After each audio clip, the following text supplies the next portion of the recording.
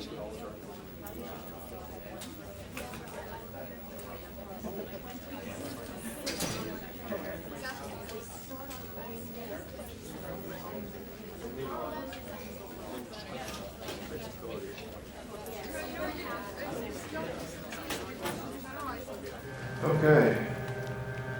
My name is Marcus Chatfield. I'm here with my colleague Donovan Carter. Good morning. Today is March 2nd, 2022. And we're here with Ray and Goldwire for the Oak Hammock History Project. Thank you so much for making time for this interview today. Our pleasure. And to start, could we ask where you were both born and what your early childhood was like? I was born in Leesburg, Florida, and grew up in Tavares. I had really a very, very happy childhood. Small town, knew everybody, family around. It was a good experience. And where in Florida did you say? Where, born or? Where you were raised? Tavares. Tavares. Which is 10 miles, well, it's the capital of Lake County. Well, it's the county seat. It's 10 miles east of Leesburg. You've heard of Eustis? Yes. Mount Dora? Yes. Well, Tavares is the third point of the Golden Triangle. Okay. Okay. The little towns are 5 miles apart. Now it's just one big mess. Just traffic all over the place. And when I grew up, nothing was there. Orange groves, which are long gone. Yeah. Well, I was born in Valdosta, Georgia, and my dad worked in an A&P store there, and my mother was a nurse, and quickly moved from, and I don't remember this part, but I was told that probably about 1 or 2, I moved. My dad got a job as a theater manager. So it ended up, we moved all over many towns in Georgia and in Alabama, and in Florida too. So I was sort of a tri-stater, grew up. And so anyway, that was sort of my beginning, and I lived, not to hit all those, but the key points were Manchester, Georgia, and Fitzgerald, Georgia, and Eufaula, Alabama, and I went to high school in Eufaula, Alabama, and then ended up going to Auburn for a couple of years because people either went to the University of Alabama or to Auburn, and all my good buds went to Auburn. Some of them did, and so then my whole life I'm running through here. Oh, that's great. While I was at Auburn, I really didn't know what I wanted to study. And after a couple of years, about that time the Korean War was going on, and I was probably going to get drafted anyway, so I volunteered for the draft and ended up going to, then I would see the world, and I ended up going to Fort Jackson, South Carolina for my first basic 8 weeks of training. And I really wanted to get training because if I was going to be sent to Korea, I wanted to be able to, do the best that I could, defend myself and my country in the best way. Because I'd heard that people were going over to Korea and actually without training, and really it was being killed, a lot of people killed. So anyway, that was the training that I had there, and then I ended up instead of going over to Korea or Germany or wherever, they sent me to Augusta, Georgia. And I went to Camp Gordon, and now it's Fort Gordon. And I became, they do a lot of testing and so forth, and my test came out from a people kind of standpoint to be a personnel specialist. So they sent me to personnel school, and I ended up being a company clerk in an MP training school. And then after that, I got out early to come back to the University of Florida. By then, my folks had moved from Alabama to Stark, Florida, which is not far from here. And so when I got out of the Army early to come back to college on the GI Bill, which was great, I came to University of Florida, and I had a choice to make whether it was industrial engineering or, at that time, I think they called it personnel or human developed later to human resources. So because the industrial engineering had cost accounting, I decided, well, I'm not sure I want to do a lot of cost accounting. So I ended up going to the personnel. And it was a good choice for me because from that, I graduated, I got involved with companies as the personnel director, and lived my life that way. And somewhere we'll talk about it today where we met, and so. So, Ann, for you, could you talk a little bit about the years from school up to meeting Ray? From school to meeting Ray, I got out of school and met Ray, and we were engaged in 6 weeks and married in 4 months. Wow. Wow. So it was from school. Okay, so graduating from high school, I went 1 year to a girls' school in Alabama, and it was not a good fit. So I transferred to Florida State, and I'm a Florida State grad.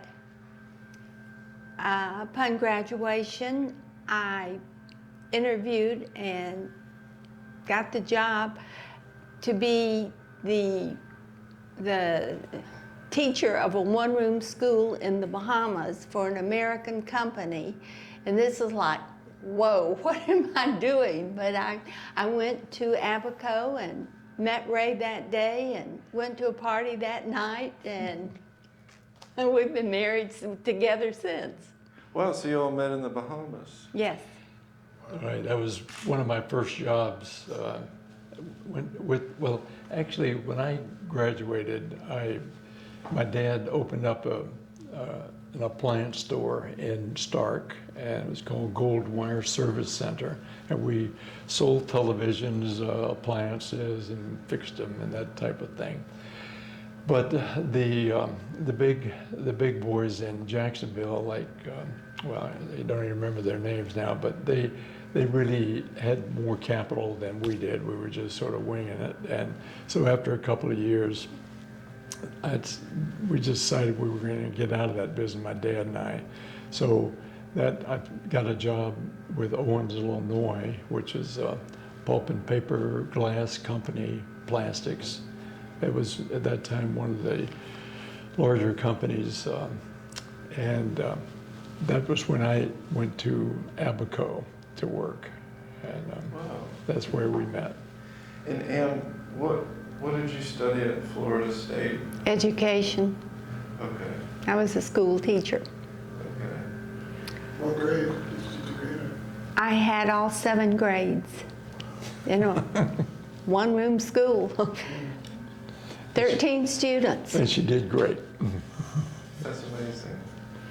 Well, looking back now, I would say, no way, but I think right out of school, you think you can conquer the world, so I was out to conquer, and it was no big deal. Strikes fear in my heart now, but. Well, so in college, do they have courses on how to teach all grades at once? No, they did not. It was never in my mindset. I was going to be an upper elementary school teacher. So that's kind of what I concentrated on, and I ended up having first grade through 7th. And so, after y'all met in the Bahamas, at what point did you come back to the States? Well, Ray was transferred just soon after we were engaged and to Virginia. And I had my contract to finish out, so I finished out in June. And we were married 2 weeks later in Tavares and moved to Virginia and stayed there for 2 years. And I had a baby during that time. And he was less than a year old, and we went back to the Bahamas. And that was a real experience. Here I am living on one half of the front of a boat, a steamboat that used to go up and down the Hudson River, the Robert Fulton. I had a collie that didn't have much sense, and a baby, and there was no room on this one half of the front of the boat for cribs, so there were bunk beds in that other bedroom, and they ended up putting plywood around it and boring holes in the plywood for my child who was less than a year old. It was interesting, and the dog, of course, was always wanting to go out, and it was pandemonium. So that happened until somebody moved out of one of the houses up on, quote, the hill. And let me tell you, in the Bahamas, there's no hills. So then we moved into that, and everything was going along fine, and a hurricane came along. So the women and children were sent back to the States. Ray Just stayed. for instance, this was the same type of hurricane that hit Marsh Harbor recently. We went through the first one, and this was in the early 60s, I think. Wow. Yeah, So the mid-60s. it was a real big hurricane, Yeah. of which then the guys sent all the ladies and children out back to the States, and we stayed through the hurricane. But he kept the dog with him. Thank God for small favors. There's a story on that too, that when we were going through the hurricane, we went through the eye. We went to the highest point in the island in a van, and the highest point was 13 feet above sea level. And the eye went through, and I had another guy and Sassy was the name of the dog, in that van for 3 days, and man, did that stink after that. So I'm sorry to interrupt, but Well, was your boat okay through the hurricane, or? It did. It made it okay. It was landlocked. It was.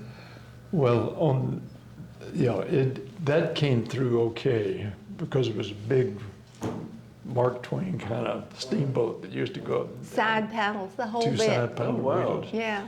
But we had a supply barge that was next to it that was actually a pretty good size, where we had our warehouses and all that.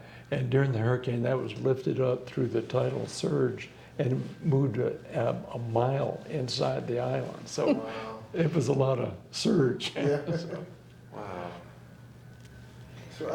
So it seems like your first few years of marriage were full of adventure. No, no, You said- all of All our of it. years have been full of adventure.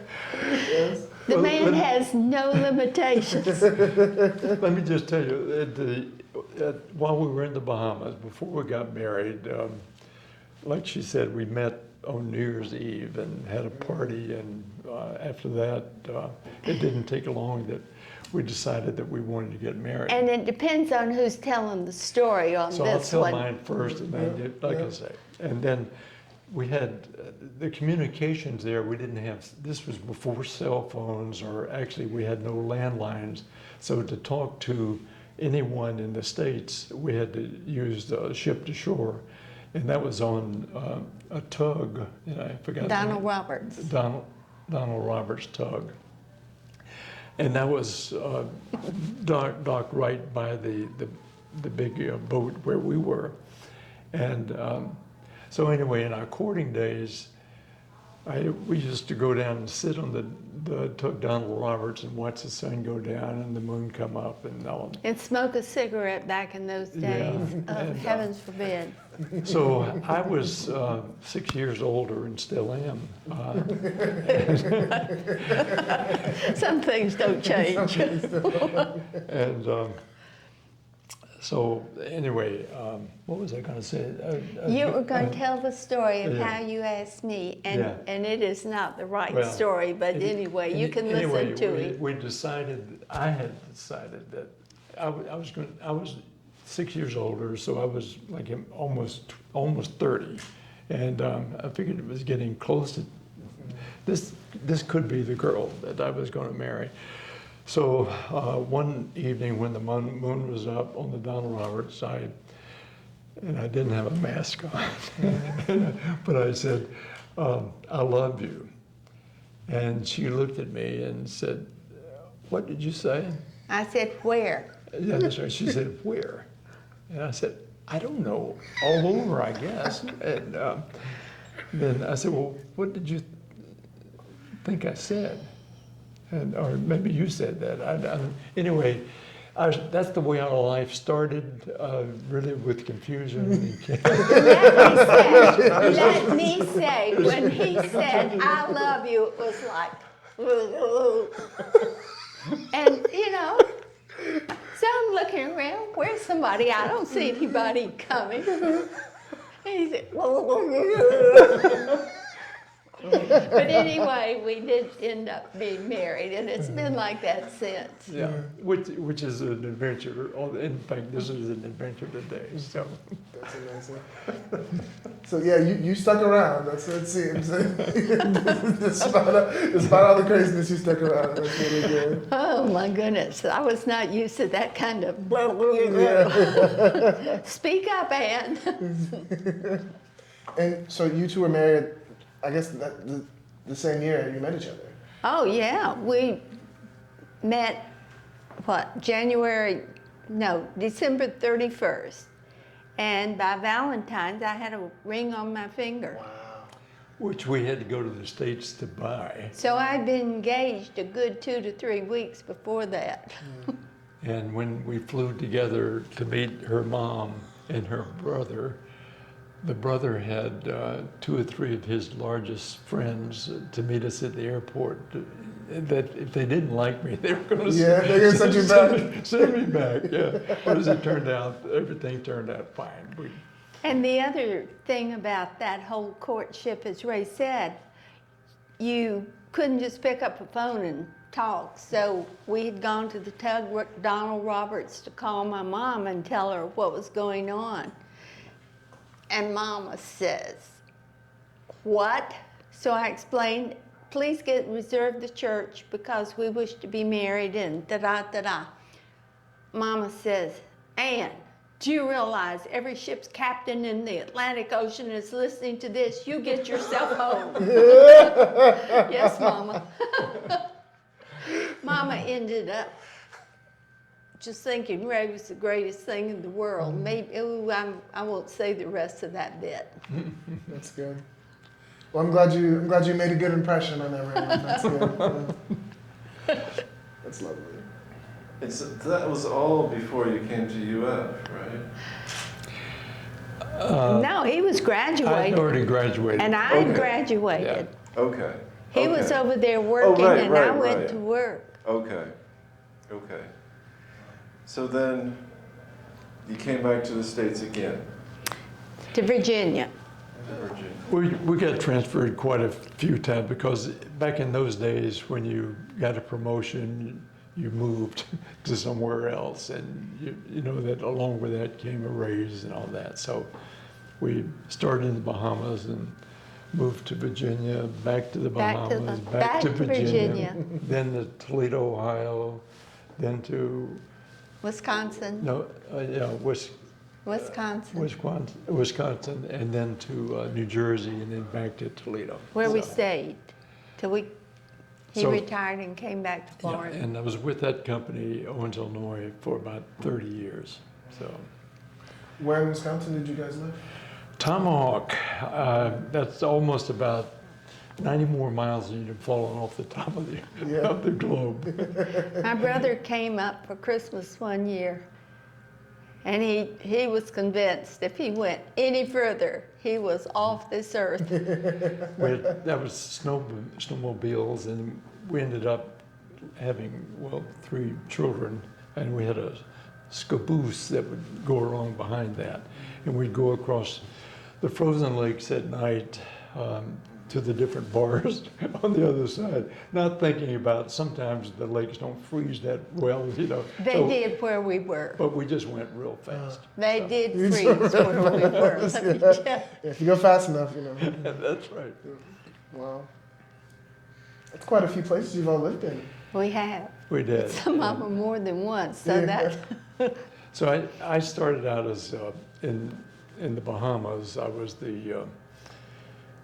the payroll person, and also they didn't have a personnel at that time. I ended up being the personnel guy, and we had 500 employees cutting down trees, pulpwood, putting them on barge, shipping them up to Jacksonville to make paper.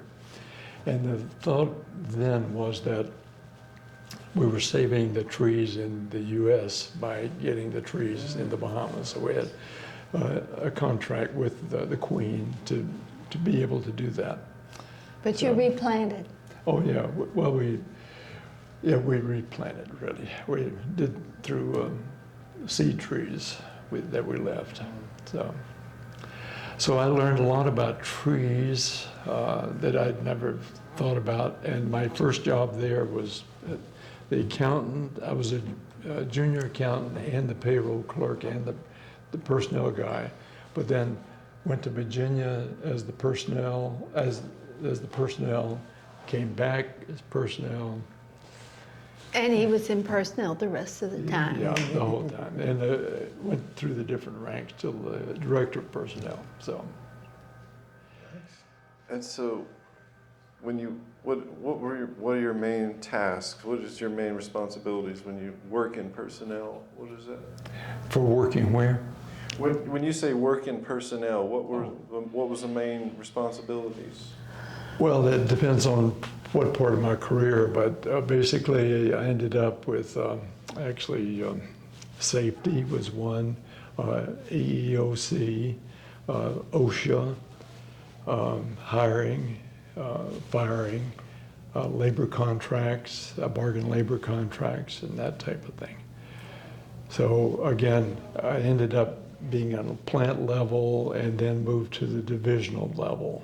And we had, forgotten how many plants now, 30 or 40 plants, 5 paper mills all over the United States. And so did the personnel work, but then I had people working with me that, that we were able, well, it was a staff that we had, so. And what was it like for you every time there was a promotion and you had to pick up and move? Well, back in those days, it was no big deal because the company sent in movers. They packed everything up and moved us and then unpacked everything. And every time we moved, it was a promotion, so it was a bigger, nicer house. And we ended up a lot differently than that little place on the boat. That's good. So you mentioned you had in total of 3 children, is that correct? 3 sons, yes. 3 sons, okay, great. And what was it like for them moving around a lot, do you know? I think it was different for all of them, but I think all of them ended up thinking it was a grand experience to see different parts of America. And in my life, their age, I moved around a lot because my dad would get a new theater assignment. And I never moved. I mean, Mother took me home from the hospital in Leesburg to Tavares, and I stayed there till I went off to school. So when she married me and we went to wherever, that was the beginning of Yeah, it. that's, yeah. Yeah. So, Do you think each of your children have like a favorite place that they lived? What would you- Yes, what would I you do. guess- what would I you do guess is their think they favorite- do. What would you guess is their favorite place that they've lived? Well, I think they're different. The oldest just really, really loved Wisconsin. and he actually got a job, actually. Thanks to Dad. With the foresters, and they were cutting part of the trees down there for the paper mill and all that. So he really loved it. And then the what do you think, Ryan? I think the other two really like Toledo, just fine. We hit Toledo for the last time just at about the age of our youngest, who loves golf, tennis, the social games. And we joined a country club because it looked like we were going to be there. And my goodness, all three of them thought that was the greatest thing that ever happened. To go to the country club and go in the grill. And We lived actually we're very grateful for the life that we lived. And I know that, what was and you were interviewed one time by the local television in Toledo. At the and paper. Basically, out of that was that she felt like she was in La La Land. So, and in a way, it was. Yeah. She was. It it nice. was, and then I got to the point of saying, well, the greatest winter sport ever made is indoor tennis. Ray got to the point of saying, well, if I ever come back in a second life, I'm coming back as an Ottawa Hills housewife, because we did have a good time. That's very funny. And so, if I could jump forward to, where were you when you first heard about Oak Hammock? Harbor Hills, which is a golfing community out on Lake Griffin in Lady Lake. It's not part of the villages. I had retired about 58 or so, 58 or 60, I think. Years old, not. Years old. And we thought we were going to move to Gainesville, wasn't it? Yeah, Yeah. we thought we were going to come to Gainesville. And the rationale was that our mothers were still living. One was in Stark and one was in Tavares. So we sort of wanted to be sort of halfway between. We were down visiting my mom, and Ray went out to play golf and looking for a place. Somebody told him about this place called Harbor Hills.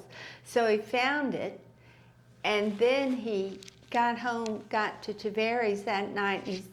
The next day we were coming to Gainesville. Actually, we knew exactly where we were going This was to going to be live. in Hale Plantation. In Hale, we knew the builder, we knew the house model, the whole bit.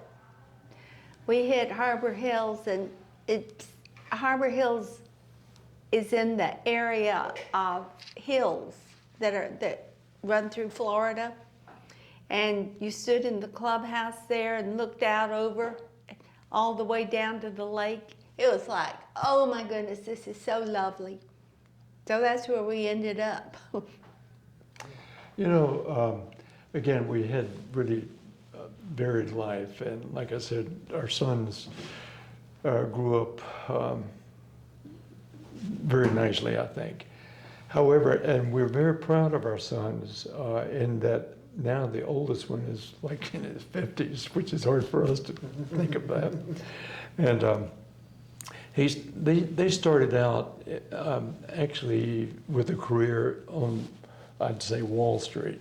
They went to New York, and he was in the stock exchange there, and then moved to Houston, and they had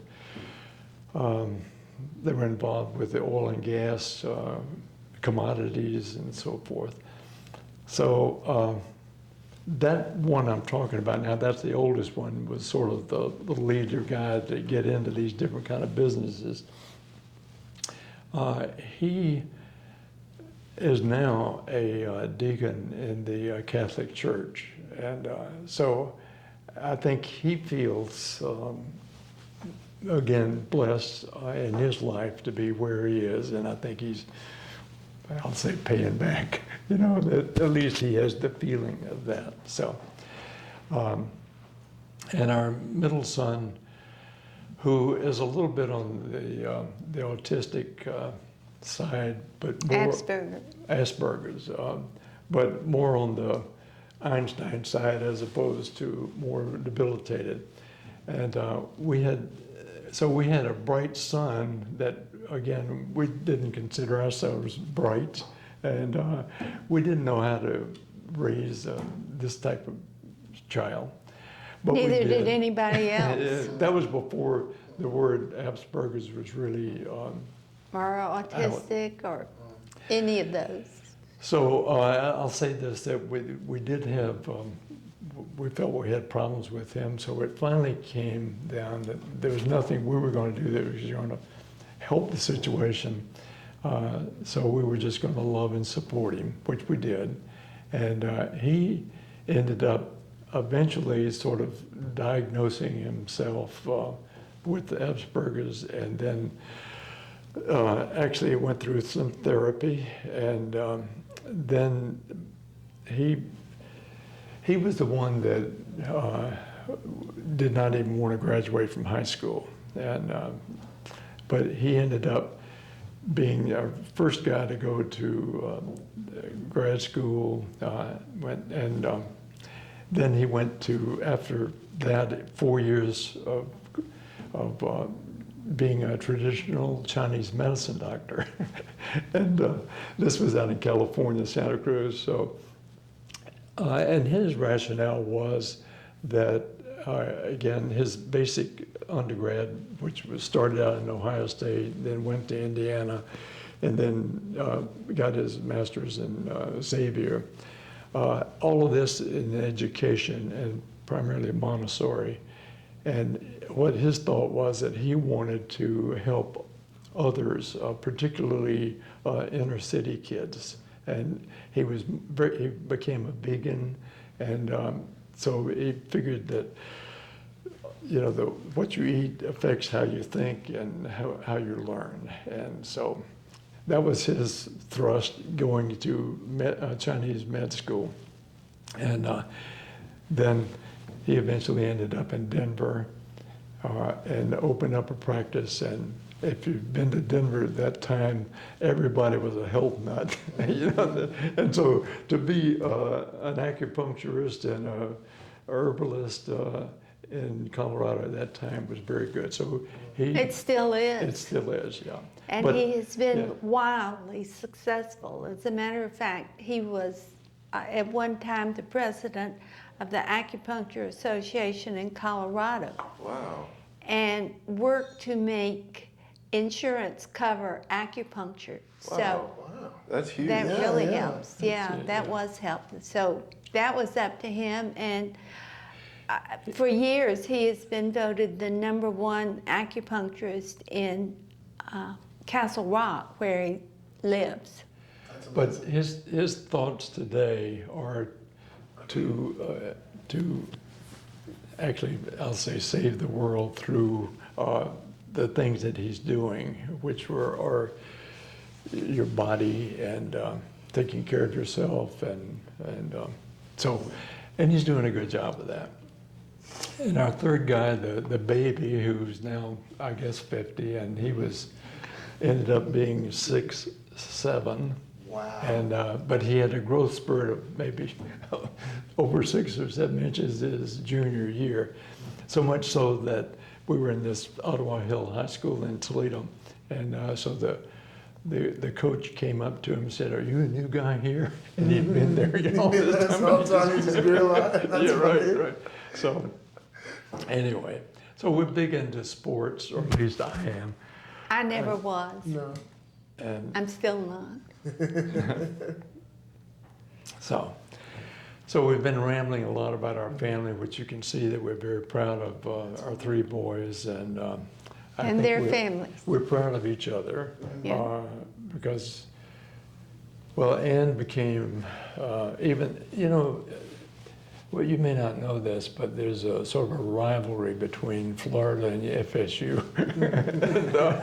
So anyway, Ann will let you know if you say something bad about FSU. You shouldn't do that. No. And, which is, she's very much more outspoken than I am. And I have had people write me an apology for making a really nasty remark, and I replied back to them.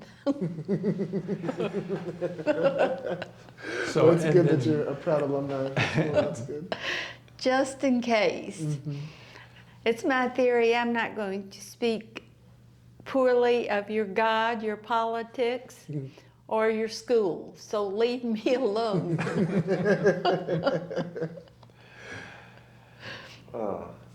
Well, I'm glad you shared all that about your sons. Thank you. Do you think your educational studies, do you think that helped you parenting? Well, yes, in education, it have to. Yeah, having really exceptional sons, I would think that it would have helped. I'd say one was exceptional. Yeah. The other 2 were normal guys like that we are. Yeah. But that middle one, to this day, you know, well, how is Greg doing in school? Well, he makes A's on his test and F on homework. And I said, Greg, you got to do.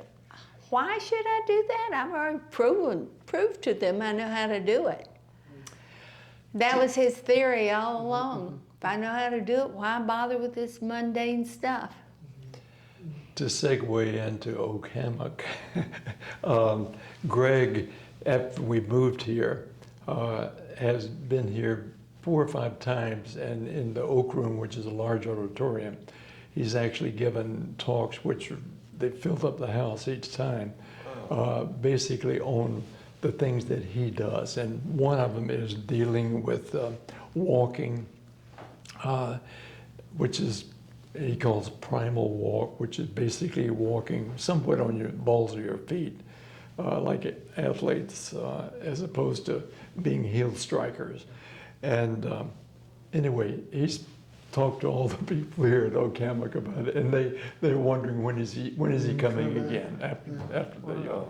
And that was at the Institute for Learning and Retirement, one of those lectures? Actually, It was a special.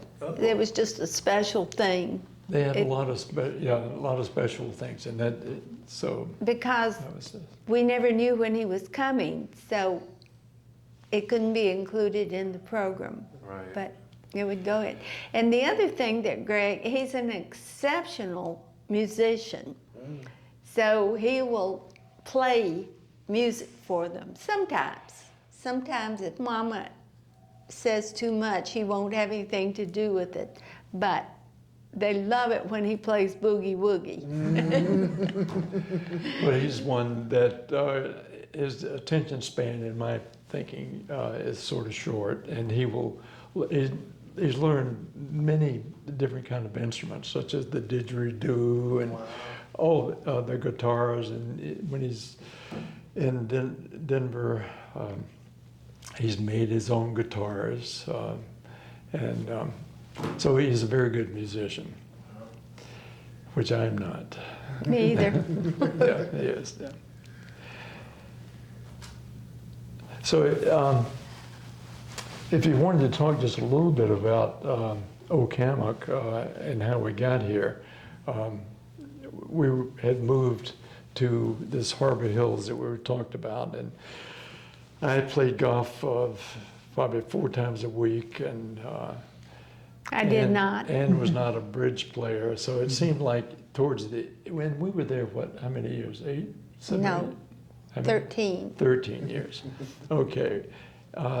During that time, it sort of got to where it looked like, well, you either played golf or you played bridge, and we loved all the people there. But you sort of feel like there's something more to life than that. And about that time, there was some advertisement through the alumni magazines about Oak Hammock, a place that was opening up. And at that time, I thought it was going to be sort of a place where Steve Spurrier and his golfing buddies would sort of live in area. And as it turned out, we checked it out, and it was sort of a place that we thought we were at a point that we could move to. It would meet our needs at that time. Actually, I thought maybe 8 years from then, but then we came up here and looked at it, and I thought, no, I could live here. So Yeah. we sold the house, and we were here when it.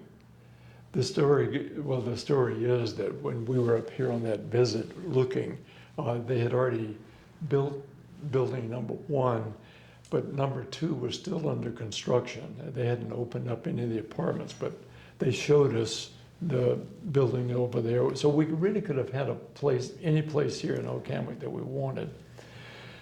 And we they did. took us into one apartment, which was overlooking the greenery in the backside, and it was just beautiful out the windows. And while we were there, you said that you'd interviewed Star. Bradbury. Star came in. She was sort of like the number 2 person at that time as far as marketing. And so she came in with a couple, and the lady that was with her said, "Oh, I like this apartment." And Ann immediately said, "You can't have it. We were here first." So there we were. So I was committed then to put down my 10% down, this was in May of 2004, I think. Yeah. And Oak Hammock was, as I said, just opening up. So we weren't able to, because we had to sell our house in Harbor Hills. It took us, and again, this had to do with the way the market was, but we finally sold, after 6 months, sold our house, and then moved up here in December of 2004. And at that time, I don't know how many people were here, not that many. And it was just a fun time. And Yeah. as we saw Harbor Hills, it was a brand new subdivision. And I had my 60th birthday, and we had everybody there to come to the party, and that was 100 people. 100 people. We went back, probably less than a month ago, and it's probably 700 or 800 people down there now. Oh, And, it's larger than that. And it really is a beautiful community too, but we're glad we're here. Well, what was the appeal when you first came? Why were you so, what struck you? For me, and we have our own thoughts, okay, and reasons. For me, you mentioned ILR, continuing education. That was a key thing. The other one was the fitness center. So that, there was a third Not for one, which me. I can't remember right now. I'll think of it in a minute. But those were the 2 main ones. I just needed something going on that other than golf or bridge. Now, I did become a master gardener, and I would go over to Tavares and volunteer at the gardens there. But that was a drive. It wasn't that far as the crow flies, but fighting the traffic was it was like an hour trip. So this was just wonderful. University towns are wonderful places to live in. We had lived in Toledo, which was a university town, not to the extent Gainesville is, but the sports for Ray. And that was another thing for me, because we would have an invitation to go to a ball game or whatever, and Ray wouldn't come up here unless I'd go with him. And I could, well, I hate to admit it, but I would get a pocketbook literally pocketbook and put it in my purse pocketbook and sit there and read a book through a ball game. And that seemed like a terrible waste of money to me. But then I figured, okay, they've got this bus and he can get on with his friends and he can go to all these ball games and I don't have to. So that was my number one draw. I think the other thing that really is neat here are the people. Again, we're different. Everybody here is different, and they have their own stories like we do. And yeah, but that's true any place we have ever lived. well, that's true. But these people here seem to have it's sort of exceptional, I think. And I enjoy, meeting the different people and the things that they do. And we have, as I mentioned, the ILR, the Institute for Learning and Retirement. We tell our stories in there, or either we have the connection with the UF, which is really wonderful to have professors come over here before the pandemic and teach courses. So. And what are some of the courses that you've gotten to go to?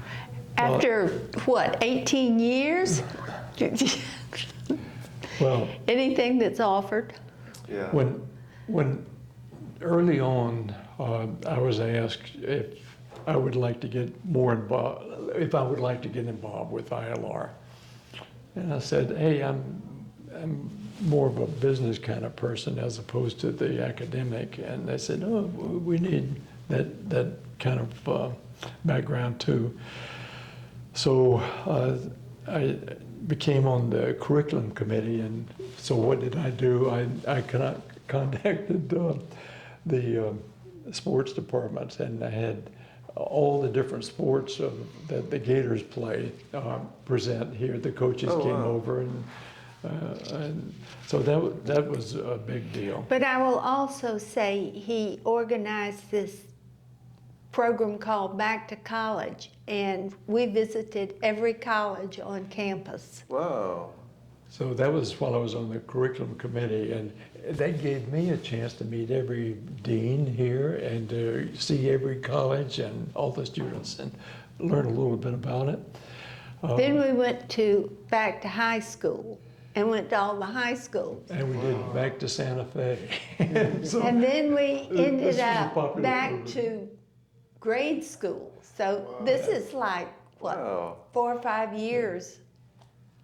And then going on. part of, early on, the guys that got me on the curriculum committee, one was ex-dean of the fine arts, and the other one was our neighbor who was a preacher, and he was very much interested in that and wanted to get me involved too. So after that, they asked me to be on the board of ILR, and so I said I would do that. And then the second year I was there, I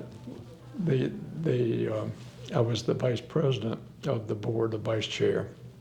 And then the chair, who was supposed to be there 3 or longer years, left. And so here I am 1 year into this academic side of learning for me. And I was asked to be the chair. So I was, and I did that for about 5 or 6 years. Wow. So I really was involved with the ILR, and as I said, it's one of the things that brought me here and one of the things that I felt that I could get involved with. So we've been through religion courses, we've been through music courses, we've been through political courses, history, you name it. Wow. And do you both take the courses together? No. Typically? No? We are, as you can probably tell. No. So. And what other, you mentioned gardening. Do you work in the garden out here? I was admiring it the other day. I did. The plots down there? Yeah, there's vegetable plots down there. Yes, yes. Yeah, She has 2 gardens there. nice. What do you have going up over there? Right now I'm growing winter greens for Ray. I despise them. I became vegan probably 3 or 4 years ago. Ray, you were born liking turnip greens and collard greens and things. There's nothing vegan about them. Well, anyway, I dropped the meat side. You dropped the meats, that's good. Well, I was gonna say, one of those beds has the most amazing greens I've seen. There's all kinds of Asian greens in there, and That's my neighbor. wow. She's got greens that I've never seen. Some of them with leaves like this. I have no idea what it is. Our son that's in Colorado, was the Chinese medicine doctor, also got to be, he followed his mom. In fact, he was a lot like his mom. And he got his master gardeners, and then he builds all kind of plots. And of course, it gets colder in Denver, and they cover him up, and he's it's like a hot house, I guess. And so he grows a lot of greens and veggies. So.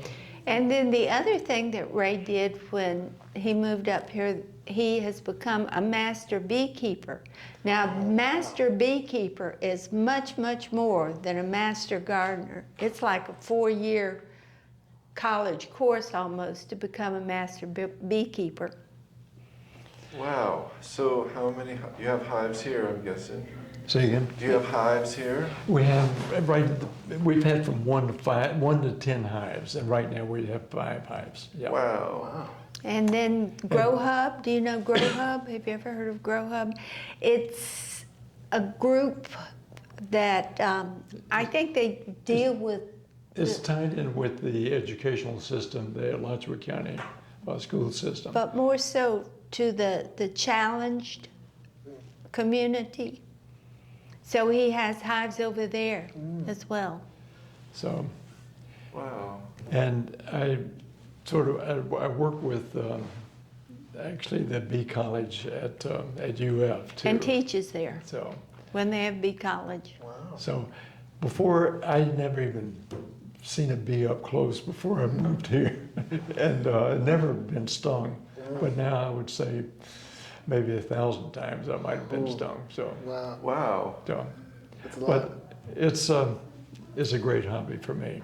And the other part of that is that it was tied in with the management. To have bees on your property, there was a question, and then they were very supportive of it. And the honey that we get from there, we sell to the people here, and we sell out in 20 minutes. So it's really. It's good honey, if you like honey. The people at Oak Hammock are very much supportive of the honeybees, which is great, and they need support. So. Wow, that's fascinating. And getting to teach that, you're teaching that somewhere in Gainesville too? At the bee college. The bee college. Well, in the Entomology. in the entomology department. Oh, wow. They have a Okay. whole bee. The University of Florida has what they call bee college, and in fact, it's going to be this month for 2 days. Oh, okay. So they have people from all over to come here. They have international speakers and so forth. So it's really it's one of the best bee institutes in the U.S. Wow, that's I had no clue. It's over fairly close to the Little- Phillips Center. Near the lacrosse field, too, right in Yeah. that area. okay. Wow. Wow. What made you want to get into beekeeping? How did that start? Well, it was all my fault. Just how is the same reason that he got involved with IFAS. Now, this is a business guy, not an ag man. And as you can tell, he is the Speaker of the House. He talks way more than I do. Mm-hmm. So this guy came to church. We were going to University Lutheran, and this guy came to church, and he was from Finland. And we were chit-chatting, and he needed a place to live, and so it goes on, and Ray invites him to dinner out here at Oak Hammock, And he said, oh, this would be a wonderful place to raise bees. And from there, it was history. Wow. So he was a postdoc. So he eventually went back to Finland and sold Ray all his bees. So I ended up, and from that, we formed what's called the Bee Buddies, so that we have right now 5 different people. That's my friend over there. We always bow to each other. That's good. That's lovely. We bow to each other because we used to hug, and then COVID came, and somebody told me that the thing to do is to bow to them rather than to shake their hands or hug them. So Keisha and I always bow to each other. That's lovely. That's a nice change that COVID brought. I mean, when I think of how COVID changed things, I think of isolation, and but that's a nice little ritual. And every time we see each other, it's bowing to each other. How else has COVID changed things for you all? For me, probably not too much. I'm not going out to all these things that Ray goes out to, and Ray goes out to them anyway. Well, I'm not a daredevil on that because I'm very careful. Normally I would wear my mask, but again, we're socially distanced now. And I do go to the basketball games, and last night was the best basketball game I've seen. We beat Vanderbilt by 1 point at the very end, 0.4 seconds on the clock. Good grief. So it was great. But anyway, I go here and we wear our masks and go to, like we're going to, well, school is open, so I'll be going to Bee College, but we'll wear our masks there. And we have gone to the Gainesville Orchestra, which we felt safe enough doing that, and we go to the ballet, and that's okay. That's at the Phillips Center, and they have it very much socially distanced there, so that was good. And so far, everything has worked. And I think the staff and the management here at Hammock have done a very good job. Of course, it's tied in from a state standpoint, like nursing homes. So there's certain requirements about masks and vaccinations and so forth. So our level here as of today is 0, and that's staff and residents. And it's been as high as 30 or so over the past. So we feel, again, very fortunate to be here, and that's just another reason that we're happy. And we'll be happy when it passes and we can take off the mask. Yeah, we've heard that several residents have mentioned they're really happy with how the management handled the COVID situation. Of course, you've got people that don't like it, don't like wearing the mask. I don't think any of us love wearing the mask, but if it's going to keep me safe, I surely don't want COVID. Yeah. Or give you COVID, if we have it. Exactly. You mentioned children before. You haven't mentioned any grands or great-grands. Oh, we got our first grandson getting married in September, so please, Lord, no greats. We have 8 grandchildren, 4 and 4. We like balance in our life.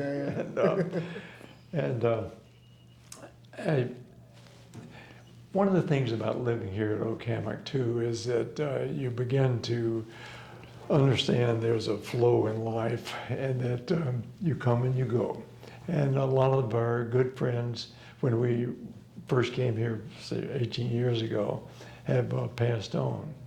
And at one time, they used to have a tree over here that they put everybody's name on the tree as they died, and you could just see that tree blossom out. Till I think from a marketing Tree of death. they took the tree down.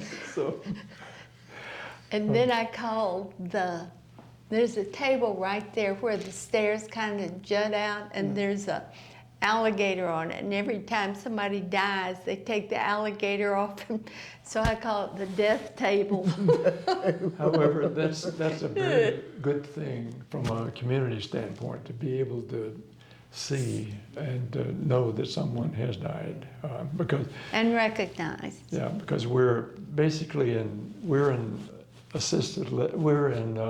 Independent. independent living, and then as we get older and probably need more help, we'll move into assisted living, and then if we have a dementia, we could move into Memory or skill. memory support or skill, or end up like in a nursing home. So we feel very comfortable that way. We also feel that, as we did with our parents, they lived in a nursing home, and it's not anything at all like what we're going through here at this stage of our lives. And so we didn't want our kids to have to go through what we went through with our mothers, as far as making sure they were taken care of, because you love them, but you can't always be with them. And so We call this our gift to our children. Yeah, That's a pretty big gift. Yeah. yeah. And we've also taken care of our funerals, burial, all that. So, With the but our mothers Yeah. had done that for us, both his mother and my mother. It was just done before we had to deal with it. so I think, well, I was going to say we love our families, so everybody loves their families. So yeah. Sort of forgotten where the track. Okay. Is that it? We're I think we're full of stories. It's just, Yeah, it's so we wonderful. could babble on for a long time. It's wonderful. I really enjoyed this. Is there anything special about Oak Hammock that we haven't talked about that you'd like to mention? I think the staff here is just amazing. I cannot say enough about the people that take care of me, even though I'm in independent living. My housekeeper is just amazing. The wait staff in the dining room, the guys, if I have a high up light bulb, they're there to change that light bulb the day I put the request in. Everybody is just so good and smiley. Yeah. It is a special group of people that take care of us. And I think our management group is good. Well, I put those in with the... Yeah, with the staff, yeah, okay. Are you all involved in any committees that, help inform the board and the management? We used to be. We used to be in everything, but you can only do stuff so much, and then it's time for somebody else to come in and we have take very part. well qualified people that can take our place. So we're not indispensable. But I think where we've lived before, we were really quite involved, like in Harbor Hills. I was the chair of the homeowners association there. And again, that was what you said, 13 years. So as far as we have a residence council here, and I just really chose not to get involved with that because we really do have a lot of very good people, well-qualified people. And Ray's 87 and I'm 81 and I've done it all and he's done more. And we still got more to do though, more adventures, yeah. Yeah, more adventures, Yeah. absolutely. Nice. So okay. What year was it that you were married? I don't think we ever. 63. 63, that was 57 years ago, I 7 think. years, wow. Yeah. And we started out, as I told you, on that boat. And still, but again, we. And one more story on the boat. Yeah. The president of Owens, Illinois came over, and Ray was kind of a gopher. In addition to his safety and all these other little things he did. And he would often take them on his boat over to another island or whatever. Anyway, the president was there, and Ray was going to introduce me to him because I'd never seen this guy before. And he says, "This is my fiance." Promise, he did. He never did remember my name. Yeah, this is her. It happened so quickly. That's amazing. 57 years, wow. Anything, let's see. I guess any advice for as a wise 57-year-old couple? What would you say to younger couples? Have different interests. Yeah, different things. Okay, it's good. It's good advice. You? And I'd say, listen. You would say that, because you don't. At least have good hearing aids.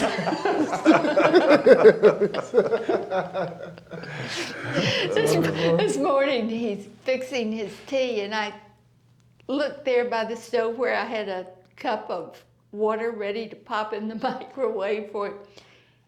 And the microwave's going, and here's this cup. And I said, "Ray, I told you that I had a cup of water for you right there." He said, he didn't listen to me.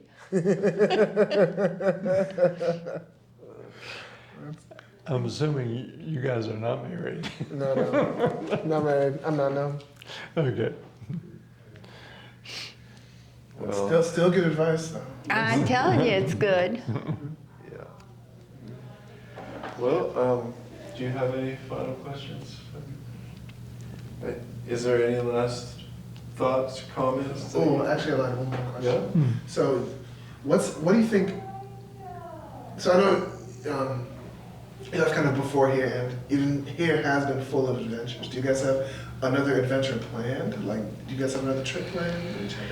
Well, Is there anywhere else you want to go? Or is that- Oh, my goodness, yes. Well, But I'm just waiting for COVID to, I am afraid of the stuff. I don't like to be sick. And we'd like to cruise, so we'd love to do that. Yeah.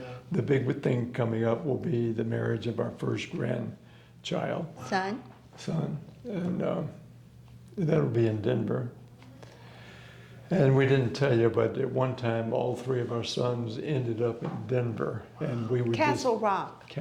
and we would go visit them with a suitcase in hand, and we'd stay a week with one, a week with the. And they lived within walking distance. Yeah. Two of them lived next door to each other, and the other one lived in the next block. Wow, that's lovely. And we just wheel our suitcases down. Just pass around grandma could. So now we have one in Denver, one in Castle Rock, which is 25 miles away, and we'll stay with the one in Castle Rock for the wedding because there'll be so much for the other. And one in Winter Garden. Yeah, and one in Winter Garden. That's the youngest one, the tall one, who has more kids. What they have four grandchildren, and one of twins. And this is the way things work. FSU, Florida, the twins, FSU, and Florida, which is great. And There goes my housekeeper now. She is so wonderful. so I got a text this morning from the Gator grandchild that's twin. here, wondering if I watched the ball game. Yeah. Of course, we said yes. That's so nice. So. Well, that's wonderful. Thank you so much. Our pleasure. It's been such a wonderful interview. Well, it actually is fun for us to recall this because we haven't really had this kind of conversation in a while. In the pandemic, I have my cave and she has her sun porch, and we do pass. She takes care of me, making sure that I get something to eat that's vegan. Well, we usually eat together. Yeah, we do. And you cook. She still cooks, and very good cook too. That's great. So it's been a pleasure for us to, relive some of our memories, and thank you for dragging those out of us. So Yeah, thank you for Thank you for sharing. sharing. yeah.